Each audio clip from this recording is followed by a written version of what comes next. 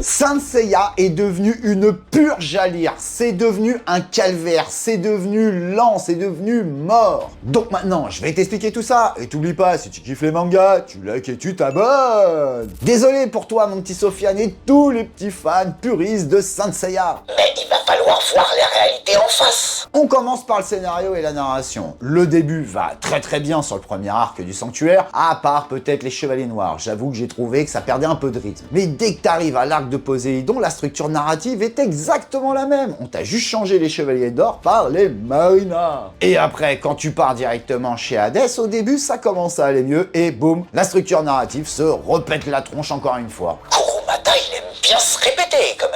Au niveau de la qualité des dessins et du découpage, en fait le dessin n'a pas énormément évolué. Alors oui, bien sûr qu'il y a une évolution quand tu prends le premier tome et quand tu prends le tome 28. Mais le découpage, ah là là, il est horrible. Il n'y a pas de découpage spatio-temporel, t'arrives, t'es à un endroit, hop, la case d'après, t'es à un autre endroit, tu sais pas où t'es. Et le temps, alors là, les escaliers où tu les montes pendant 1 heure, mais t'es censé aller à la vitesse du son ou de la lumière. Après, je reconnais que ça reste un découpage quand même plutôt classique, mais c'est pas non plus un truc ouf. Ensuite, le développement des personnages. Alors, au début, tout va bien, on a un bon développement des personnages, on apprend finalement que tous les chevaliers qui avaient été envoyés par Mitsumasa Kido étaient tous ses enfants. Donc là, oui, en effet, le développement des personnages, il était très bon. Mais après, je suis désolé, il était que sur le pouvoir de l'amitié. Oh, venez les fréreux, s'il vous plaît, on s'aide, on va aider Athéna. Donc non, moi, désolé, à un moment donné, j'aurais voulu avoir un développement un peu plus intéressant. Le seul où on a un petit développement vite fait encore à la fin, ça va être Shun. Et encore, on nous a emmené ça que vraiment à la toute fin. On voit que ça n'a pas été préparé forcément en amont. Bon, à part qu'il est super gentil et un petit peu concon.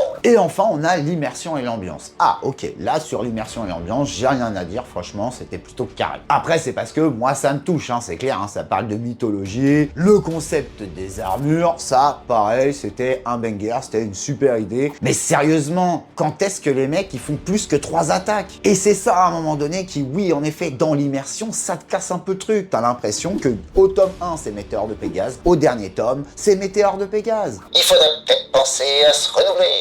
Moi, je trouve ça abusé. J'aurais aimé qu'il y ait beaucoup plus de techniques, beaucoup plus d'attaques, ou que les attaques évoluent. Ah oui, ok, d'accord. La comète de Pégase. Oui, c'est une évolution du Météore de Pégase. Mais à un moment donné, moi, j'aurais voulu une réelle évolution. La seule évolution, c'est ou par le pouvoir de l'amitié, ou parce que, on s'est rapproché du potentiel des Chevaliers d'Or et on va à la vitesse de la lumière. Maintenant que t'as compris ce que je pense de Saint Seiya, tu sais quoi, tu me dis toi ce que t'en penses en commentaire et on se rejoint au prochain tome.